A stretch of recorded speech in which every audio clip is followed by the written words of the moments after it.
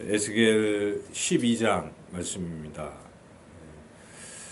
에스겔 이제 12장부터 15장, 19장까지는 또 에스겔이 상징적인 행동들을 통해서 그 이스라엘 백성들에게 이제 하나님의 말씀을 전하는 그런 내용입니다.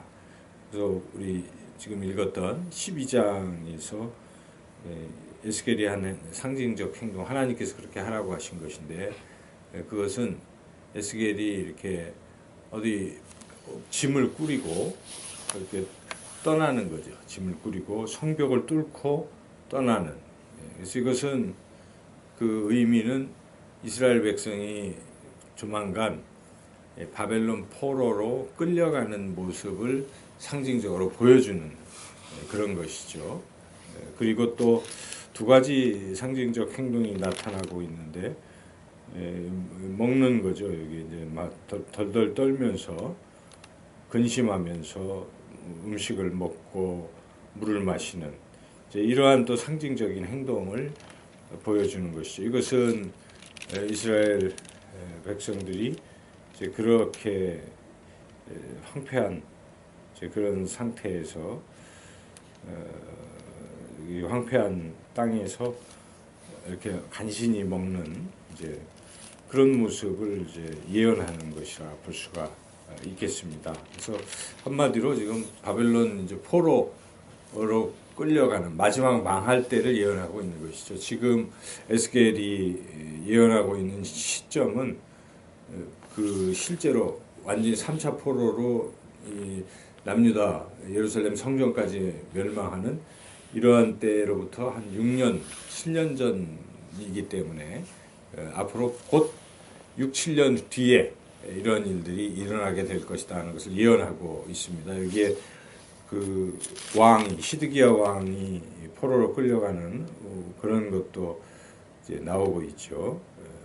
그 눈이 이렇게 멀어서 가게 되는 12절에 보면은 왕은 어깨에 행장을 메고 눈으로 땅을 보지 아니하려고 자기 얼굴을 가리리라. 뭐 이제 그렇게 한 그런 모습도 이제 예언이 돼 있는데, 이런 예언에 대해서 여전히 남유다 백성들은 듣지 아니하고, 그런 예언은 바로 이루어지는 게 아니라 먼 훗날의 일이다. 속담을 인용하면서 자꾸 이제 그렇게 얘기를 하니까 하나님께서 이 마지막 부분에 12장의 마지막 부분에 보면 이거는 속히 이루어질 것이다 라고 하고 말씀하고 계시죠. 이렇게 지금 오늘 본장의 내용이 구성이 되어 있습니다. 오늘 12장에서 중요한 것은 왜 이스라엘이 멸망하는가 하는 이제 그런 것이죠. 이스라엘이 왜 그런 심판을 받게 되는 것인가. 한마디로 자꾸 말씀을 안 들으려고 하기 때문에 그렇다는 것입니다. 이렇게 보아도 상징적인 행동을 보여줘도 못 본 척하고, 또 소리를 들려줘도 안 듣고, 이런 어떤 반역하는, 이런 패역한 그것 때문에 결국 멸망하고 만다. 듣지 아니하기 때문에 그렇다는 것이죠. 그래서 여기에 그 이유를 처음부터 말씀하고 있는 것인데, 그것은 2절입니다. 2절을 읽어보겠습니다. 인자야, 네가 반역하는 족속 중에 거주하는도다. 그들은 볼 눈이 있어도 보지 아니하고 들을 귀가 있어도 듣지 아니하니 그들은 반역하는 족속이라. 그러니까 눈이 있고 귀가 있어도 자꾸 보지도 않고 듣지도 아니하려는 이 습성 때문에 결국 이스라엘이 멸망하게 되었다라고 하나님께서 말씀하십니다.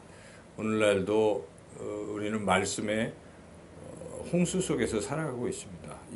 이 북한 땅이나 뭐 이런 데에서는 하나님 말씀 듣기가 참 어렵잖아요. 요즘은 물론 인터넷이나 여러 또 것들을 통해서 몰래 잘 또 들을 기회도 주어지지만, 과거에는 이런 복음이 들려지기가 참 어려웠죠. 그런데도 그런 소리를 듣고 지하교회에서 예수님을 믿고 하는 이런 일들이 있는가 하는 반면, 이 대한민국 땅은 정말 말씀을 들을 수 있는 기회가 너무나 많죠. 그럼에도 불구하고 아무리 전해도 안 듣는 사람들이 있다는 것입니다. 그런 사람들에게는 결국은 이런 심판이 임하게 된다는 것입니다. 또 교회에서 신앙생활을 한다고 하는 분들도 예배를 드릴 때 설교 시간이 되면 졸고 있거나 뭐 듣지 않는 경우도 또 없다고 말하기는 어렵습니다. 듣지 않는 거 이거 참 심각한 것입니다. 경청하는 것이 참 중요하죠.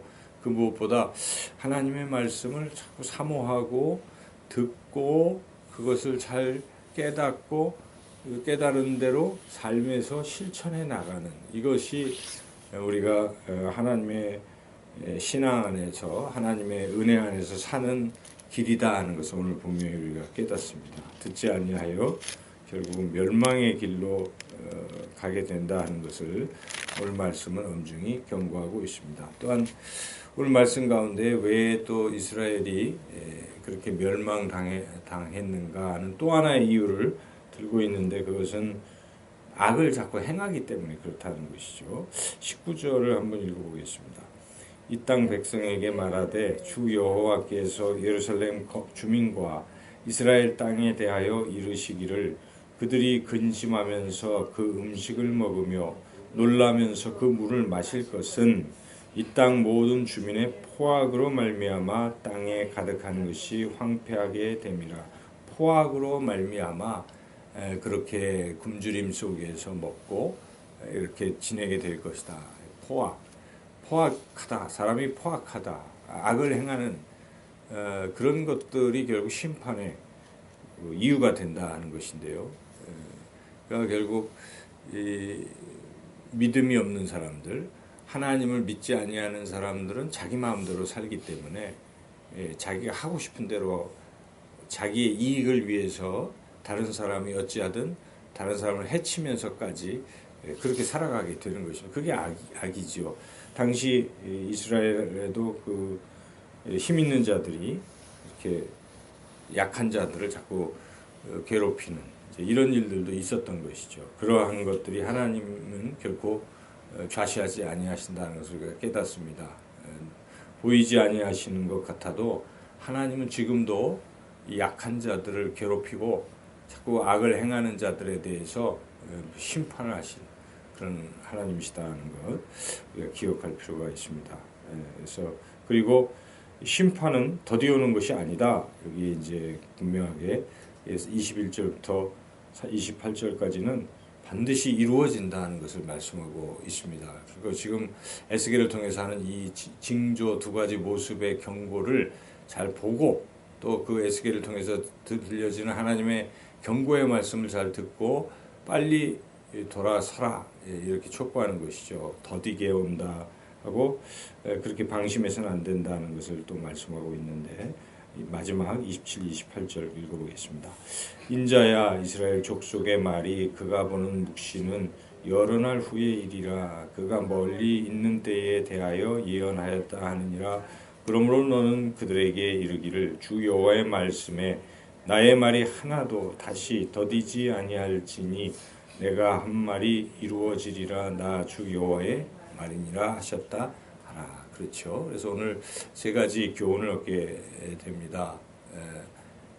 가장 중요한 것은 하나님의 말씀을 잘 안 듣는 태도를 버려야 된다는 것입니다. 우리의 마음은 옥토 같은 마음, 씨앗을 받을 때에 그것을 잘 듣고 또 행하는 이러한 옥토 같은 마음이 필요한 것이지 돌밭 같은 마음, 가시떨기 같은 마음, 길가 같은 그런 딱딱한 이런 마음이 돼서는 결코 구원에 이를 수가 없습니다. 예수님께서 분명히 씨 뿌리는 비유를 통해서 네 가지 밭 중에 세 가지 밭은 결실을 맺지 못하기 때문에 결실을 맺지 못하는 것은 다 찍혀 불에 살라지리라 분명히 말씀하셨고 오직 30배, 60배, 100배 결실을 맺는 좋은 나무, 좋은 땅만이 그 구원을 받는다고 말씀하셨기 때문에 우리가 잘 들어야 하는 것 그리고 자꾸 착한 일을 해야죠. 하나님 우리를 지으신 목적은 선행을 하기 위해서 선한 일을 하게 하기 위해서 지으신 것입니다. 오늘 하루도 어찌하면 다른 타인들, 이웃들과의 관계에서 좀 선행을 베풀고 좋은 일을 하고 이렇게 살아가야 되는 것이고, 그리고 하나님 말씀은 반드시 이루어진다. 더디 오는 것이 아니다. 오늘이 바로 주님이 재림하실 날인 것처럼 우리가 그런 믿음의 자세를 가지고 오늘도 주님과 동행하며 주님 말씀에 순종하며 살아가시기를 주님의 이름으로 축원합니다.